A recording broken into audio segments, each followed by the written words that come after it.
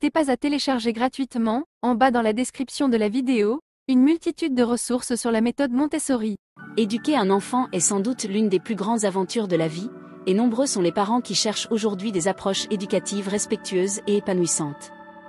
La méthode Montessori, développée par la docteure Maria Montessori au début du siècle, connaît un succès grandissant pour sa vision unique et profondément humaniste de l'éducation.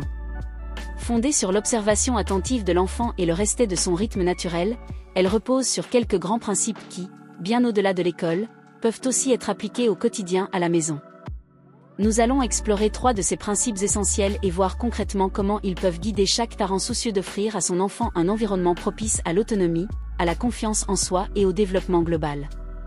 Car la méthode Montessori, ce n'est pas seulement du matériel en bois joliment rangé sur des étagères basses. C'est avant tout une philosophie éducative qui place l'enfant au cœur de son propre apprentissage, qui invite l'adulte à adopter un nouveau rôle, plus discret mais ô combien essentiel. 1. Favoriser l'autonomie. Le principe central de la pédagogie Montessori peut se résumer par cette phrase souvent citée « Aide-moi à faire seul ». Plutôt que de faire à la place de l'enfant ou de tout lui expliquer d'emblée, le rôle du parent est d'accompagner, d'encourager et de préparer un environnement qui permette à l'enfant de découvrir, d'expérimenter et de réussir par lui-même. Concrètement, cela commence par des gestes simples au quotidien. Par exemple, à la maison, vous pouvez adapter l'espace pour que votre enfant ait facilement accès à ce dont il a besoin. Installer un petit porte-manteau à sa hauteur, utiliser des meubles bas pour qu'il puisse ranger ses jouets ou ses livres, prévoir des ustensiles adaptés à ses mains pour l'aider à participer aux tâches de la vie quotidienne, mettre la table, couper une banane, arroser les plantes. Au lieu de donner directement les réponses, on invite l'enfant à observer, essayer, se tromper et réessayer. L'adulte garde ainsi un rôle bienveillant, propose des alternatives et veille à la sécurité, mais laisse l'enfant vivre ses propres expériences. Cette autonomie progressive nourrit la confiance en soi et la motivation intrinsèque. L'enfant n'agit plus pour faire plaisir ou éviter une punition, mais parce qu'il prend plaisir à apprendre et à grandir. En pratique, cela demande parfois de ralentir le rythme, laisser l'enfant enfiler seul ses chaussures, même si cela prend plus de temps, ou le laisser essuyer l'eau qu'il a renversée plutôt que de le faire immédiatement à sa place. Ces petites expériences du quotidien ont une grande valeur éducative.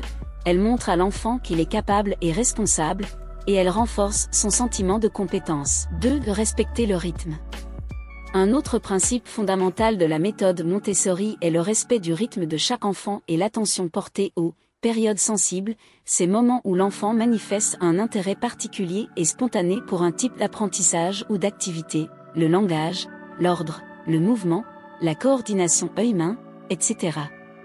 En tant que parent, il est essentiel d'observer attentivement son enfant pour identifier ces périodes.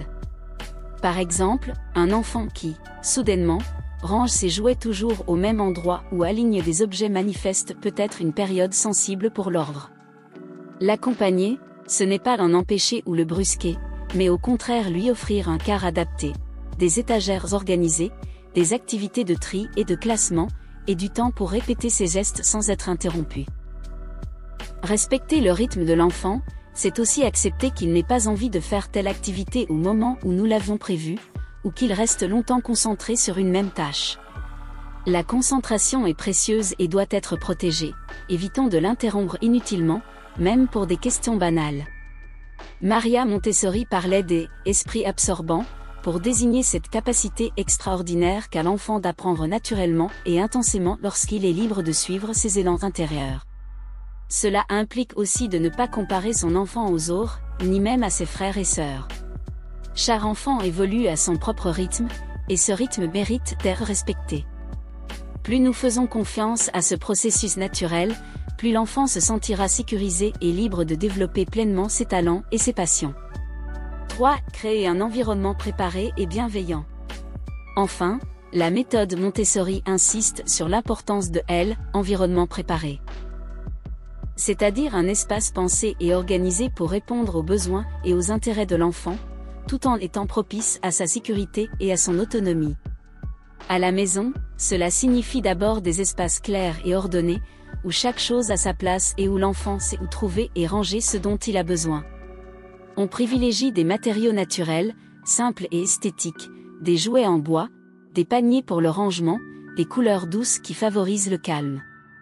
On peut aussi proposer des activités inspirées de la vie pratique, verser, transvaser, plier du linge, qui développent la motricité fine et la concentration. Mais l'environnement, ce n'est pas seulement l'espace matériel, c'est aussi l'attitude de l'adulte. Être bienveillant, c'est accueillir les émotions de l'enfant sans jugement, poser des limites claires et cohérentes, et montrer l'exemple à travers nos gestes et nos paroles. Le climat affectif que nous créons à la maison est tout aussi essentiel que le mobilier adapté. L'environnement préparé favorise le libre choix, proposer, sans imposer.